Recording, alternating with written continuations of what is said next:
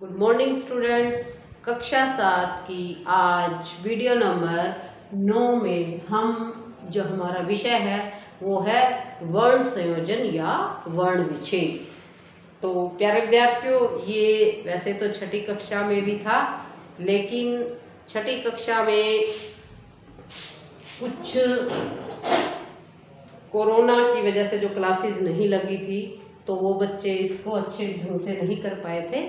और आज मैं आपको जो 7th क्लास में अब हैं उनको अच्छी तरह वर्ण विच्छेद क्या होता है, वर्ण संयोजन क्या होता है, उसके विषय में करवाऊंगी। तो प्यारे बच्चों, बहुत ध्यान से देखना, बहुत ही इजी है और आपको करने में भी बहुत अच्छा लगेगा, आपको इंटरेस्ट आएगा। सबसे पहले बात आती है जो वर्ण संयोजन। वर्ण संयोजन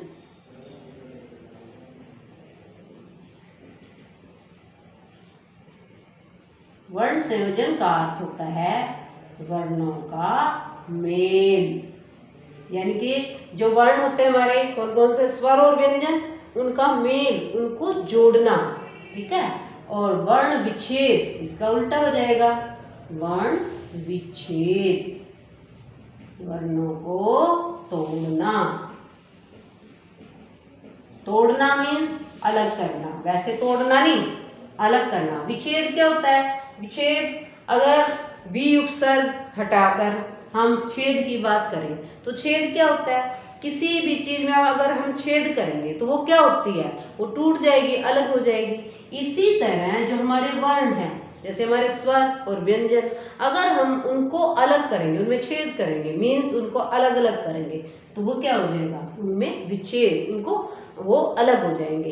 तो ये था वर्ण संयोजन, वर्णों का मेल, यानी कि वर्णों को जोड़ करना, जोड़ कर लिखना, वो होता है आपका वर्ण संयोजन। और वर्णों को अलग अलग करना वो होता है वर्ण विच्छेद, ठीक है।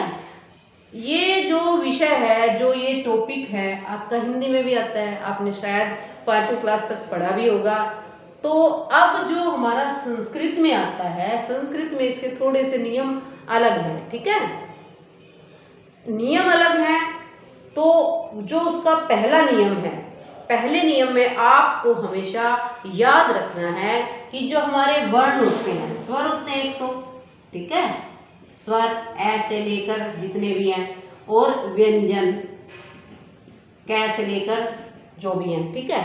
तो जो स्वर है आपको पता है किसी की सहायता से नहीं बोले जाते, व्यंजनों की सहायता लेनी नहीं पड़ती, लेकिन व्यंजनों को बोलने में हमें स्वरों की सहायता लेनी पड़ती है, ठीक है।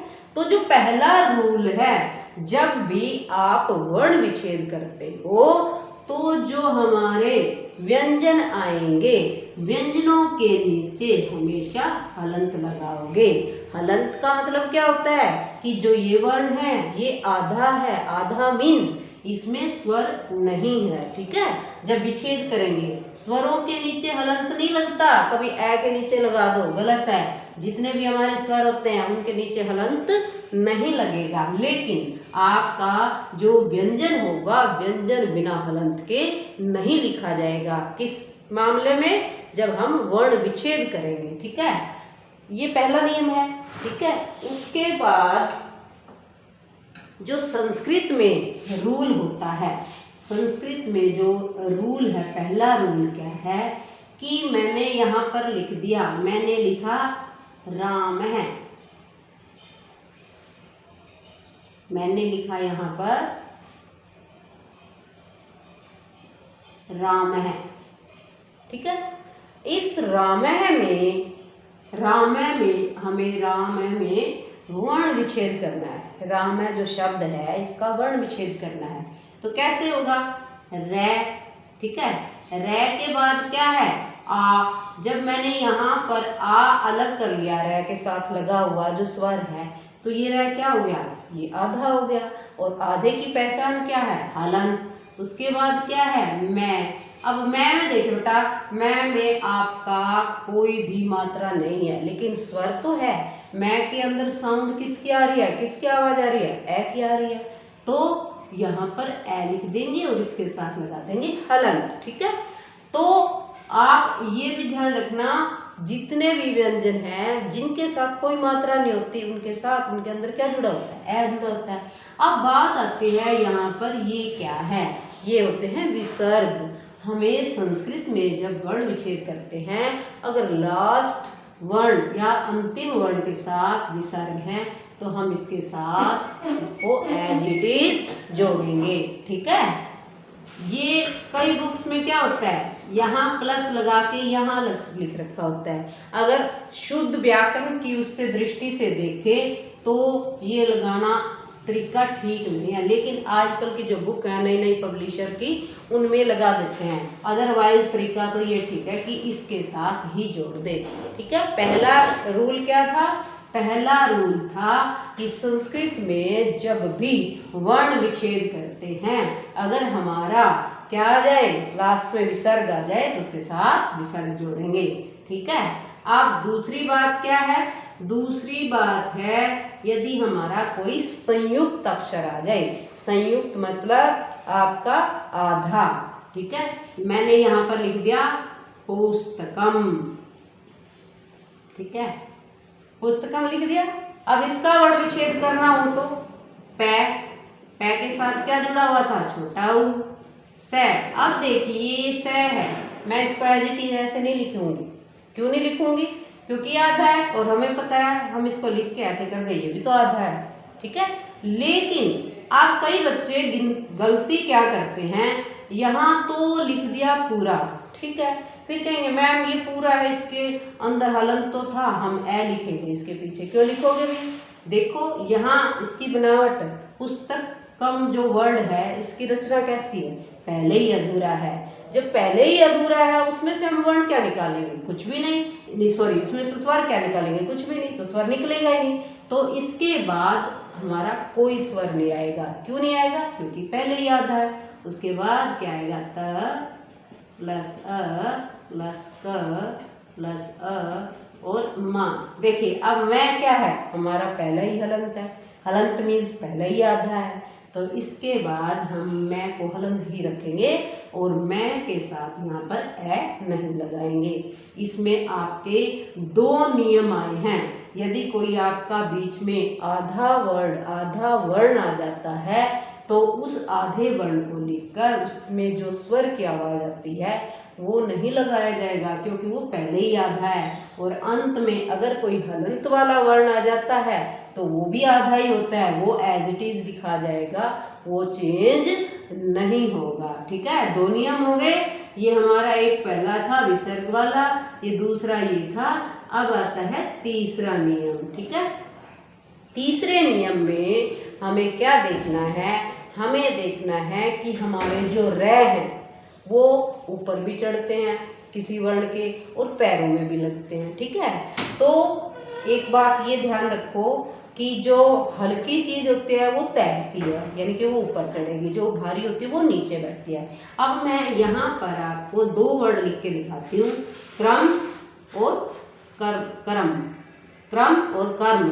ठीक है, अब देखिए इसमें क्रम, ये जो वाला रे है ये क्या है, ये रे पूरा है, ये कै आधा है, कै प्लस रे प्लस ए प्लस मैं प्लस ए। ठीक है, हमेशा याद रखिए जो आपका इस नीचे पैरों में किसी वर्ण का जैसे रे, ये क्या होगा, पूरा होगा। लेकिन ये देखिए ये कर्म रे हल्की सी आवाज आती है, अधूरा है, तो ये क्या हो जाएगा, ये कै पूरा, कै प्लस ए, रे आधा है, रे प्लस मैं प्लस ए। ठीक है, ऐसे। तो ये आपका क्या हो गया, ये आपके रे की पहचान, जैसे प्रकृति। ठीक है, अब बात आती है आपकी किस चीज की बात आती है, अब बात आती है हमारी संयुक्त व्यंजन। संयुक्त व्यंजन क्या बताए हैं, जैसे श, त्र, ग, श्र। ठीक है, ये किससे बने हैं, क प्लस श प्लस ए से। त्र किससे बना है, त प्लस र प्लस ए। और ज किससे बना है, ज प्लस य प्लस ए। और श्रय किससे बना है? श प्लस र प्लस ए। ठीक है, अब इनसे रिलेटेड ये यहां से दिखाई दे रहा है, सारा बोर्ड दिखाई दे रहा है। तो आप मान लो मैंने लिख दिया कक्षा। ठीक है, अगर इसका वर्ण विच्छेद करना हो तो कैसे करेंगे? कैसे करेंगे? कै प्लस ए। अब इसको एज इट इज नहीं लिखेंगे, कैसे लिखेंगे इसको? क्योंकि क्षय क्या है? संयुक्त व्यंजन है। इसकी बनावट कैसी है? इसके साथ है। हम क्षय का ऐसा नहीं लिखेंगे, गलत हो जाएगा वो। ठीक है, तो क्या लिखेंगे यहाँ पर? यहाँ पर हमारा आ जाएगा कै प्लस श प्लस ए भी नहीं लगाएंगे, क्यों? क्या लगा हुआ है? आ लगा हुआ है, आ। ठीक है, अब आता है उदाहरण त्रय का। मैंने लिख दिया त्रिशूल। वही बात, त्रिशूल में क्या? तय, क्योंकि त्रय की बनावट कैसे है? तय र ए, लेकिन यहाँ पर त्रि बना है हमारा, त्रि, तय र ई आएगा। श प्लस उ ल प्लस ए। ठीक है, फिर हमारा उदाहरण आता है किसका? जैसे विज्ञान। हम बोलते गलत है इसको, होता तो क्या है? विज्ञान, क्योंकि ये गै नहीं होता, जय होता है। जय और या से बना होता है, लेकिन हमें शुरू से ही पढ़ाया गया मुख सुख। मुख सुख का मतलब क्या? कि जिस वर्ण को बोलने में हमारी क्या है, हमारे मुंह को आसानी लगती है, सुख की प्राप्ति होती है, हम वही वर्ड बोलते हैं। तो क्या इसका क्या हो जाएगा वर्ण विच्छेद? वै प्लस ई, जय प्लस य प्लस आ प्लस न प्लस ए, विज्ञान। ठीक है, फिर है श्रवण। फिर है श्रवण। मान लो मैंने यहाँ पर श्रवण लिख दिया, नीचे दिखाई नहीं दे रहा श्रवण। श्रवण का कैसे होगा वर्ण विच्छेद? श प्लस र प्लस ए व प्लस ए प्लस ण प्लस ए, श्रवण। ठीक है, तो प्यारे विद्यार्थियों, ये जो आपका वर्ण संयोजन और वर्ण विच्छेद, ये नियम आपके हिंदी के तरह हैं, क्योंकि हिंदी में आपने पढ़े हैं, लेकिन संस्कृत में सिर्फ आपका विसर्ग और हलंत का ही वो आता है। तो आप इसमें कंफ्यूज मत हो, आप इसकी जितनी प्रैक्टिस करोगे, जितना अभ्यास करोगे अपने नाम को लिखकर, या आपको और भी बहुत सारी चीज़ें मैंने आपको क्लास में भी बताई थी कि आप इस तरह इसकी प्रैक्टिस कर सकते हैं, तो आप इसकी प्रैक्टिस कीजिए।